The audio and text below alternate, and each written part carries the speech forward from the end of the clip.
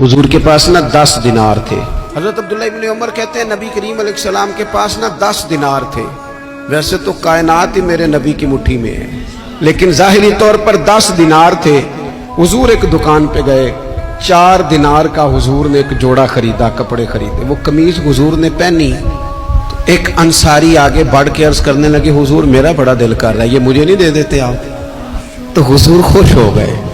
ये मेरे महबूब का दरवाजा है कि जब कोई मांगता है तो हुजूर खुश हो जाते हैं। नबी करीम से मांगा, हुजूर खुश हो गए और महबूब ने वो कुर्ता, वो कपड़े उतार के उस अंसारी को अता कर दिए और 4 दिनार के और खरीद लिए, बाकी बचे 2 दिनार।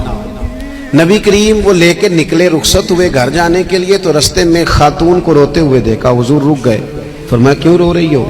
अर्ज करने लगी, या रसूल अल्लाह मैं फला आदमी की कनीज हूँ, नौकरानी हूँ, उसने आटा लेने भेजा था 2 दिनार का, वो 2 दिनार गुम हो गए।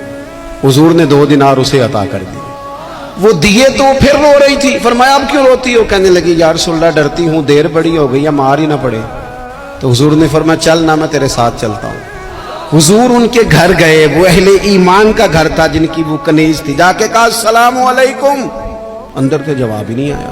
फिर फरमाया अस्सलामु अलैकुम, कोई जवाब ही नहीं आया। महबूब का तरीका मुबारक था 3 दफा दस्तक, फिर वापसी।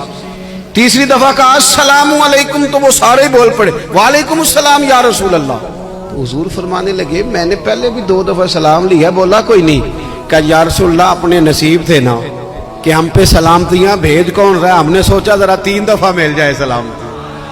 महबूब करीम अलैहिस्सलाम फरमाने लगे ये तुम्हारी कनीज वहां खड़ी रो रही थी, इस बेचारी के 2 दिनार गुम हो गए थे, इसे दोबारा सामान लाते कुछ देर हो गई, इस पर सख्ती ना करना, मारना ना।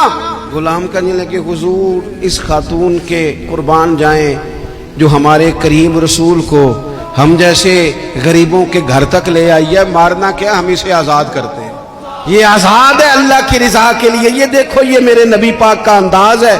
हुजूर निकले तो जनाब अब्दुल्ला इब्न उमर फरमाते हैं रसूल करीम फरमाने लगे शुक्र है अल्लाह ताला का, 10 दिनार थे, एक अंसारी ने भी कमीज पहन ली, मैंने भी कमीज पहन ली और रब ने कनीज को आजाद भी फरमा दिया।